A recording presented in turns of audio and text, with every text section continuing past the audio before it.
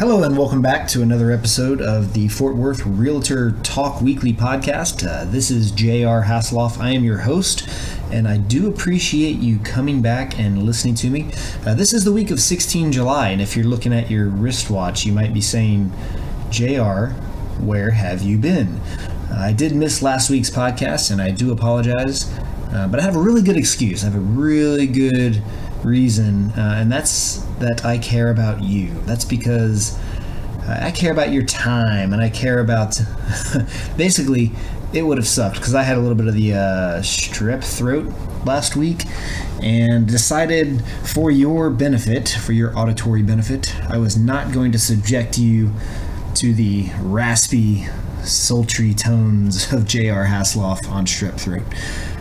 Also went to a family reunion last week and was actually quite surprised at where we went.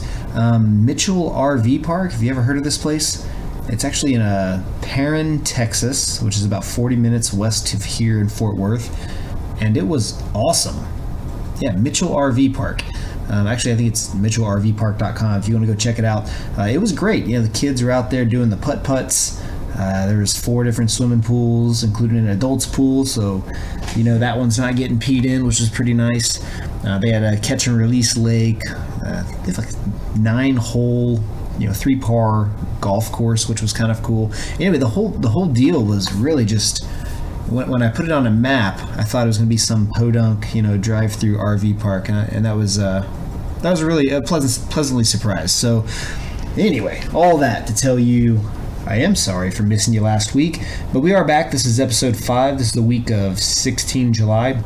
And this week we're going to talk about, saturating your farming market, right? Saturating your farming neighborhoods in order to get more leads. And we're going to talk about what a farming area is. Farming areas are as old as real estate itself. But before we talk about that, let's go to our sponsor. Again, we don't have any actual sponsors, but I'm going to plug a Skillshare course that I had knocked out last month. I'll put a link in the show notes. I think it might be interesting to some of you guys, but basically the Skillshare course was, how to get more real estate listings by marketing to sellers whose listings have expired, right? And I talk in that course, it's a quick 10-15 minute course about how to find people and automate it, by the way, how to automate this. So the first of the month, every month, I get the MLS list given to me. I sit down with a glass of red wine in my hand. I handwrite a couple things. I've actually already done the marketing for you, so you can download that as well in the course. And all you do is sign your name in blue ink and write down the owner's names, and then lick a stamp, which was kind of cool. So that's a Skillshare course. I'll put a link in the show notes for you. Definitely check that out. Check out myself at jrhasselhoff.com if you want to network with me. That is what the show is about, and I would love to network with you guys. I've had a great opportunity to network with so many of you so far, and this is just the 5th episode. So I'm loving that the real main reason, kind of behind the scenes, kind of behind the curtains of why I started this, was to network and to revel in your successes and learn the lessons from you, so that I don't have to pay for my mistakes like you have. The big reason I started this show is for networking, and I am very, very happy with the networking opportunities. So keep those coming. Hit me up at jrhasselhoff@kw.com. Would love to talk to you. Okay, so let's get on with the show. So today's show, we're going to talk about geographic farming and how to effectively and strategically market to those in your geographic farm. So first, let's talk about what geographic farming is. If you're a new agent, when I say farming, this implies that we're growing things, right? And in this case, what we're doing is growing future business. This is appealing to us as real estate agents because we get to choose the exact neighborhood that we want to work in. So as a business owner, it's very, very slim that you ever get to literally choose the products you want to sell and the clients you want to sell to. But that is what we are doing when we do geographic farming. We are planting seeds of future potential business, and we're nurturing homeowners and potential sellers by strategically marketing to them. this usually involves, direct mailing postcards and door knocking. I'll go over about a dozen or 15 different, ways in how to directly appeal to people in this neighborhood that you get to choose. But first, I want to say that if you are a new real estate agent, where do you think you should start? You should absolutely start local. Right? So we get to pick our neighborhood. What's the farming area that I want? When I started with my own neighborhood. And this was, all the good stuff is already built in, right? I'm already a local expert. I go through this neighborhood every single day. I've seen this neighborhood, kind of evolve over time. Another good thing is I'm more available to my clients. If I live here and they know me as their neighbor, I'm extremely available to them, more so than if they live on the east side of Dallas and I don't really get to, I'll come out and do an open house one weekend and I'll be out there when the inspector comes through another, and I'll be there to hand over keys in another, so I'm more available to people who I live around. I'm also able to be, I'm proud of my neighborhood, so I'm able to meet my neighbors. I'm able to kind of come at them at a non-aggressive, a cold. You never want someone to knock on your door. Excuse me, do you know anyone who's interested in buying, selling, or investing in real estate? Right, I'm slamming the door on that guy's face, right? But if I'm there to meet my neighbors and oh, by the way, I also am a real estate agent, please let me know if there's anything I can do to help you out, right? The worst thing that happens is I've just had a pretty good conversation with my neighbor. I've met them. I've developed a relationship with them, as a friend, as a neighbor. So that's good. And if your neighborhood sucks, use the nicer neighborhood next door to you, right? If the houses in the next neighborhood over are 60 or 80 grand more than yours, maybe farm that neighborhood. One of the jokes I like to use is in my neighborhood, I am proud of my neighborhood. I love my neighborhood. I always tell, my neighbors, like, if you ever are going to sell this thing, let me know, because I might buy it, right? I'm trying to get my little sister trying to sucker her and her family to move in, and I want them really close. And other jokes I've kind of said is, hey, do you know anyone who's looking to buy or sell, or do you have any crappy neighbors that you're trying to get rid of, right? So you can definitely do this and go at it with the goal of building relationships, right? Not selling houses. And that way, even if you say no, you've gotten something good out of that relationship. Another great thing about starting local is the competition, right? If you don't get flyers from real estate agents where you live, your neighbors don't either. And that's an important point. I've lived in this neighborhood for quite a few years, and the only real estate marketing that's been given to me is whenever one of my neighbors has an open house, right? So that real estate agent who's hosting that open house will walk around and give door hangers and kind of invite us over to that open house. That's fine, but I don't get market saturation. There is no branded real estate agent in my neighborhood, right? So now guess who that is? That's me. I definitely, especially if you're in a nice neighborhood, I would definitely urge you to be your neighborhood's expert. It's good stuff. It allows you to build your brand, and it allows you to stay in the front of their mind, because life happens to everyone. And if I have to up and sell right now, who am I going to go with? Right? I'm going to go with the guy who reaches out to me and provides me value, every so often. And that kind of leads us into my next part of the show here is, how often should all your neighbors be touched? We always talk about touching them and kind of getting into the front of their mind again. What I'm going to tell you is, I think you should reach out and touch all of your neighbors quarterly, right? So 4 times a year. Excuse me. I still got a little bit of leftover strep from last week. So 4 times a year, you should be giving them something, right? You should be in the front of their mind. And what we're going to give them, I got a list of about a dozen or 15 or 20 different things that you can give them. But 4 times a year is a pretty good start. All right, and if you want to get more aggressive than that, you can definitely do so. It all depends on your market. So what are we going to give them? What are we going to reach out and touch our neighbors with. So the first thing that I know is very successful is creating a neighborhood newsletter. One of the Skillshare courses I'm creating right now is how to quickly and efficiently create a quarterly neighborhood newsletter.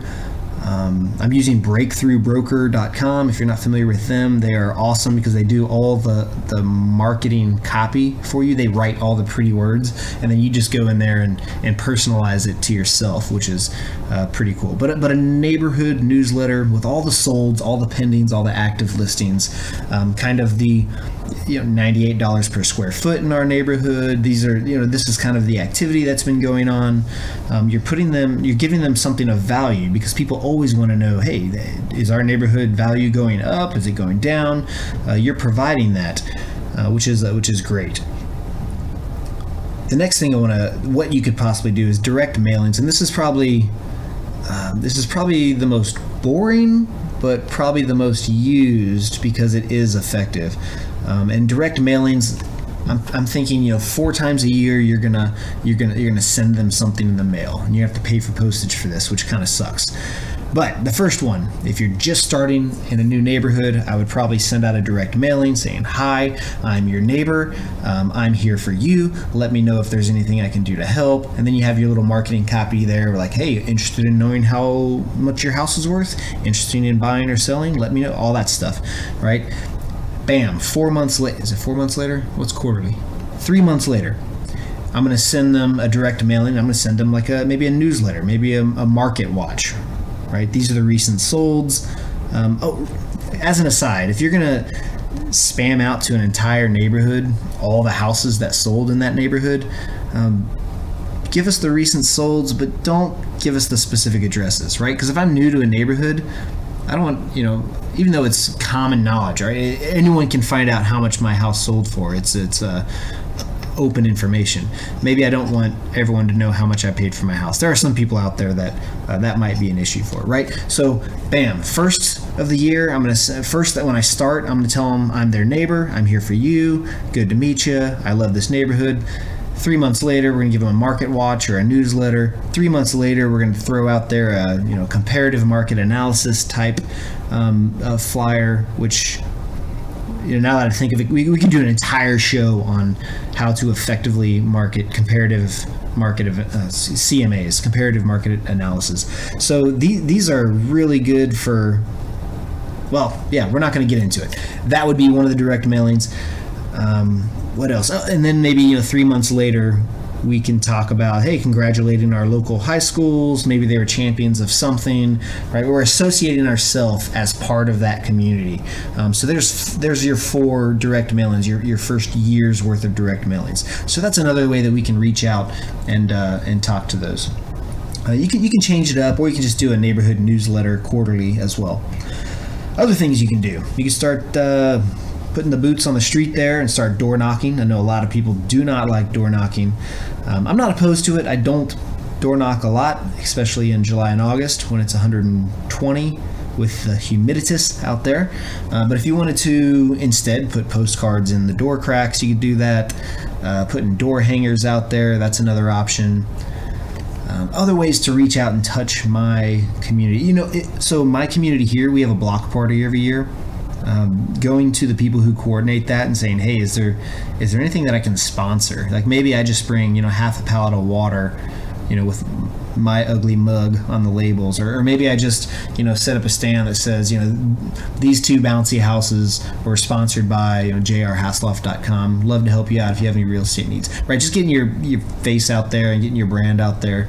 At the block parties is great. And when you're actually at those block parties, it's a great way to talk to people. People are, at least the people I talk to, are really interested in the real estates. What else? How to touch the local peoples. You can actually start a local Facebook page.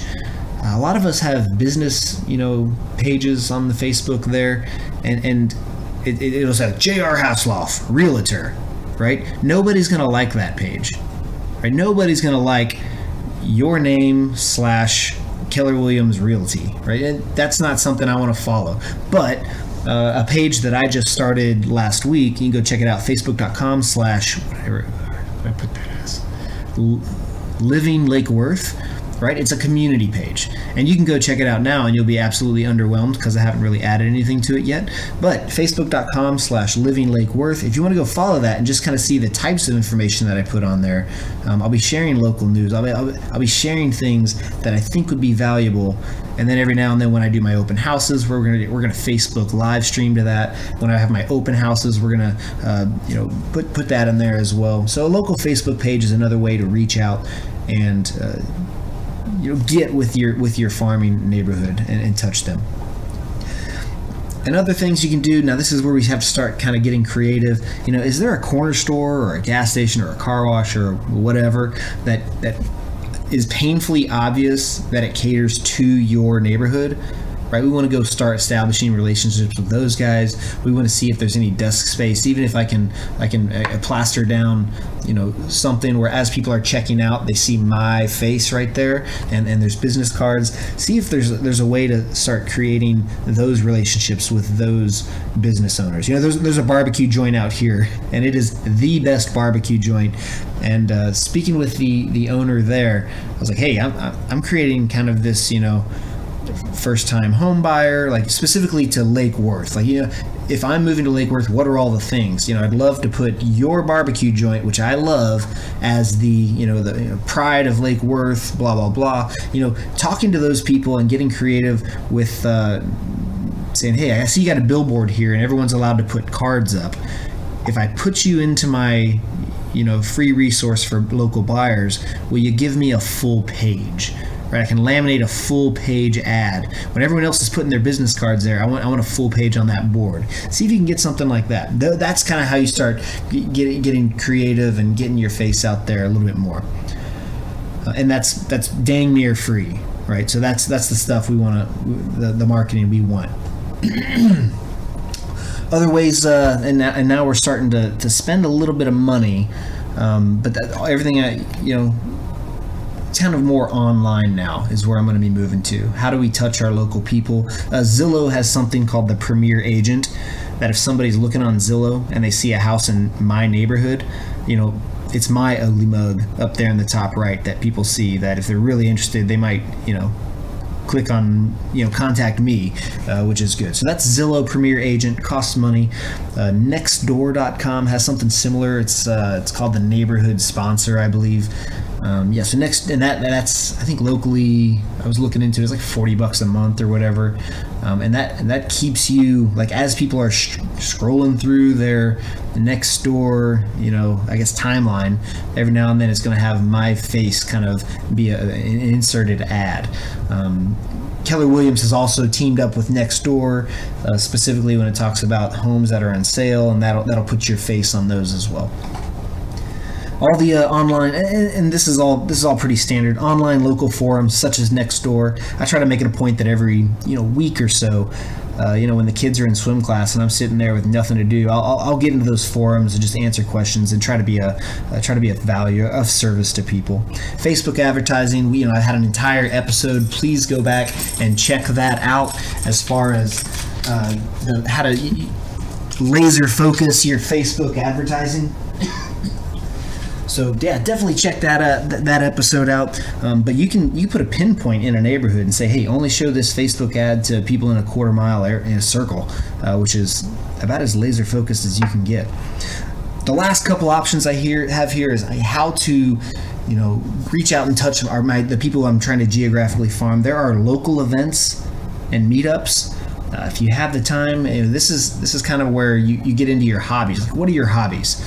For me, the Northwest Tarrant, barbecue smokers meetup, right? I'm gonna go meet up with those guys, because these guys will speak my language, right? And I'm just, all I'm doing there is going there to get some recipes and talk about whatever we the pork butt we smoked last week or whatever. But those kind of things, PTA, whatever. For me right now, it's when I'm in swim class, I'm just sitting there talking to the people that are surrounding me.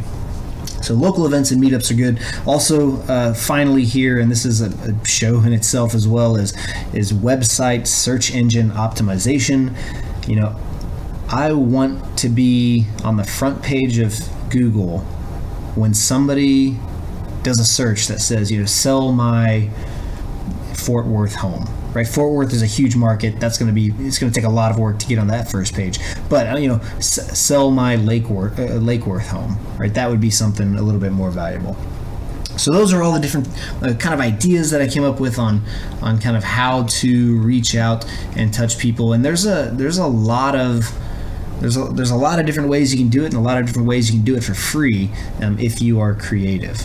So the last thing I want to do is, before you choose your farm area, I'm going to ask something of you. I need you to do a little bit of homework, right? Before you even lick that first stamp, there's a couple of things that I want you to do to make sure that neighborhood is good for you, right? The first thing I want you to do is figure out the turnover rate for that neighborhood. The turnover rate. Now, the turnover rate is, let's say I've got 200 homes in my neighborhood. Right? All I'm going to do is take the number of homes, 200, and I'm going to divide how many of those homes sold in the last 2 years. Right? So if I have 200 homes, and let's say they're selling 10 per year, right? So in the last 2 years, they've sold 20. So math majors, help me out. 200 homes in my neighborhood, and they sold 20 in the last 2 years. My turnover rate is 10%. That's good. Right, that doesn't sound like a lot, right? 20 houses, that's not a whole lot. That's good. Typically, you're looking for anything greater than 6 or 8%. Right? If it's greater than 6 or 8% turnover rate, that's a good neighborhood. That's an interesting neighborhood. But let's keep on, running the numbers and doing a little bit of research. The next thing I want to look at is the average sale price of the home. And if I look at the average sale price of the home, I know the average commission. At that point, I can determine what my income potential is if I were to sell all those homes. Because the final thing I need you to know is what the competition is like, right? If it's your neighborhood, you know the competition. Are you overly saturated with 3 or 4 different real estate agents all the time? That's a lot of competition that you'll just become the 4th or 5th guy who also sends out quarterly stuff to your neighborhood, right? That's a lot of competition, and you might find that your marketing dollars don't return as much as a normal neighborhood with lesser competition, right? So let's say it's a neighborhood you don't live in, that you're not checking the mail every day and seeing these real estate solicitations. What I would do is go back, let's say those 20 homes that sold in the last 2 years, figure out who sold them, right? If I have 20 that have sold, and 11 of them were all by the same agent, then I know there's 9 left over, and that is really what I'm vying for, because it would seem that there is a bit of competition, or that there's a branded real estate agent who's done her or his job in putting themselves in the front of mind in that neighborhood. So those are a couple different things I wanted to bring up for this show. This show went a little bit longer than I wanted to, but whenever I was coming off the sickness this week, I was trying to think, what do I want to do for a show?